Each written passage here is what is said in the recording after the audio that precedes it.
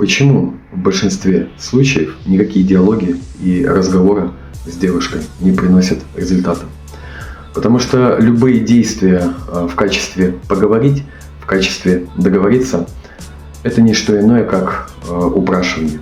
И, естественно, настоящий мужчина, он себя так не ведет. Он не будет уговаривать, он не будет как-то там что-то пытаться объяснять. Он просто скажет: я тебя понял, и все, и исчез. Либо четкая позиция у него есть по тому или иному поводу, и все, он просто разворачивается и уходит.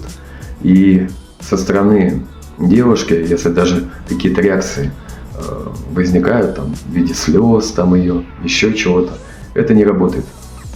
И вот именно вот эти вот навыки нужно в себе устанавливать для того, чтобы потом не превышать значимость девушки как таковой.